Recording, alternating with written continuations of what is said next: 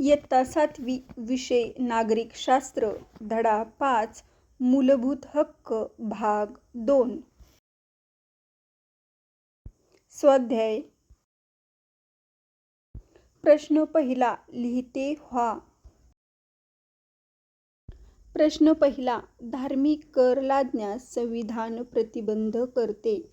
संविधानाने नागरिकांना धार्मिक स्वातंत्र्य दिले आहे, परंतु शासनाला धार्मिक कर लादण्यास मनाई केली आहे. धार्मिक कराचा उपयोग विशिष्ट धर्माला प्रोत्साहन देण्यासाठी केला जाऊ शकतो, म्हणून धार्मिक कर लादण्यास संविधानाने शासनाला प्रतिबंध केला आहे. प्रश्न दुसरा. संविधानात्मक उपाययोजनांचा हक्क म्हणजे काय?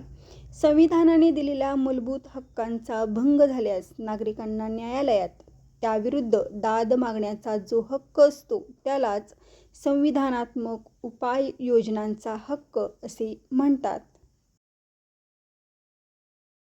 प्रश्न दुसरा. योग्य शब्द लिहा. बेकायदेशीर अटक व स्थानबद्धता यापासून संरक्षण, देहोपस्थिती किंवा बंदी प्रत्यक्षीकरण, कोणत्याही अधिकाऱ्याने ही कृती केली असा सरकारी अधिकाऱ्याकडे जाब मागणारा न्यायालयाचा आदेश, अधिकार पृच्छा. लोकहितासाठी शासनाला एखादी कृती करण्यासाठी दिला जाणारा न्यायालयाचा आदेश, परमादेश. कनिष्ठ न्यायालयाने आपल्या अधिकार क्षेत्राच्या पलीकडे न जाण्याविषयीचा आदेश, मनाई, हुकूम किंवा प्रतिषेध. प्रश्न तिसरा. आपण हे करू शकतो याचे कारण पुढे नमूद करा. सर्व भारतीय नागरिकांना सगळे सण आनंदाने साजरे करता येतात, कारण भारतीय संविधानाने भारतीय नागरिकांना सांस्कृतिक अधिकार दिलेले आहेत. सण समारंभ हा लोकजीवनाच्या संस्कृतीचा एक भाग आहे.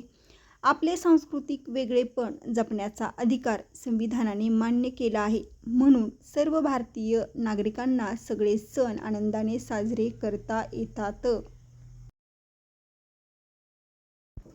मला मराठी भाषेतून शिक्षण घेता येते, कारण भारतीय संविधानाने नागरिकांना शैक्षणिक अधिकार दिला आहे.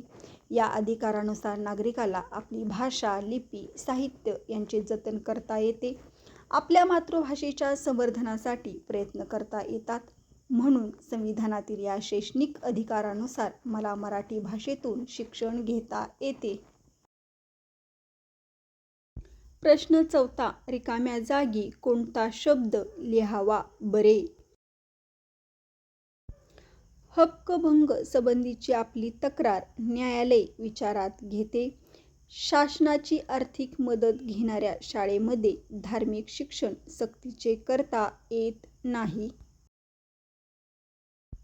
तुमच्या शाळेत न्यायाधीश, वकील, पोलीस अधिकारी यांच्या मुलाखतीचे आयोजन करा. शाळेत न्यायाधीश, वकील आणि पोलीस अधिकाऱ्यांच्या मुलाखतीचे आयोजन करणे हा कायदेविषयक साक्षरता आणि करिअर मार्गदर्शनासाठी एक उत्कृष्ट उपक्रम आहे.